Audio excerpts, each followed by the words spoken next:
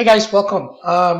So this is the last part that I'm going to talk about before we actually also talk about Jenkins putting continuous integration with our test codes. But let's just do this. First thing we want to check in our code because we have made so much progress so far, and what we need to do is check in our code.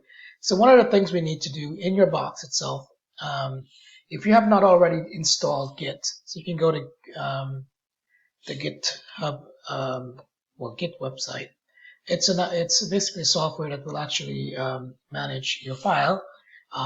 So basically, install the software, download it and install it. And I'm not going to go through that step, but you can download for Windows, for example, if you're on a Windows and Mac or anything like that, other operating system. But so you download and install the Git, right? And one way you can know if Git is installed in your machine, so you can so I have Git Bash as well as Command Windows, either one you want to use, right? So if you want to go get that version, right, it should tell you that you have the version of Git installed, right? You could be on a Command window if you want to take that one, Git dash version, and that should come up at the version, right? So it's just a different software of using here, Git Bash for that to manage that, but you can access it through command window. Anyways, guys, so once you have it installed, you can navigate to your actual project. In my case, my project is in this location. So if you navigate to where your project is, you can actually go to here, right? And where you have the project, and you can go to the, you can copy the path, right? So right click and copy the path.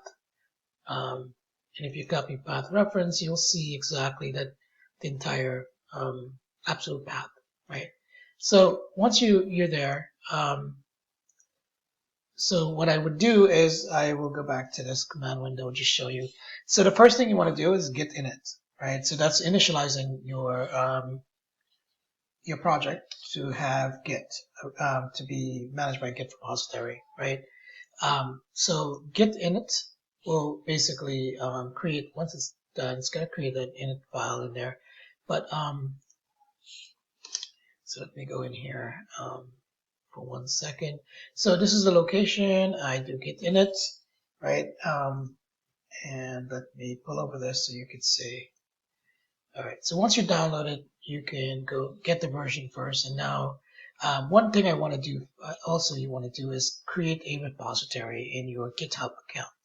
So I have a GitHub account that I initially created, so it wouldn't have this data in there, but it now has it because I've just checked in, but I'm just want to walk you through on this. So when you create the repository, you name it and you basically submit. It will basically get something like this, right? It will tell you, okay, or create a new repository in command line, or push the existing repository from command line. And it just tells you how to do this, right? So now what I end up doing is basically on my, and I'm just putting these here for you. So in your command window, in that thing, you put git add, right? So right now I already did that already, but git add dot will basically add any stuff that's there, right? So you can go to git status to see anything that's changed or whatever it is. So we see something was changed. So git status, git commit -m, and that's gonna put it into your staging area. But the thing is, then you put the note what you're checking in additional. We don't want to stage anything right now, but you can, when you commit the first commit, you could be your first commit, and you commit that. And then, okay, so once you do that, you're gonna get push. So okay, so I'm just gonna walk you through get additional file. All right, so then it says 1 file change, 6 insertion. So then you go git push, right? And that will actually push that up to Git. And it's going to commit that code. You're going to get something like this, and it's going to say committed. Once it's committed, you can just refresh your repository, and you'll see the code was committed, right? I haven't pushed another one yet. I was starting to, but I didn't yet. I have some things to update. But you can see this says my first commit from Selenium Test Framework, right? And there you are. It's here in this repository. Now, that's how you commit your code.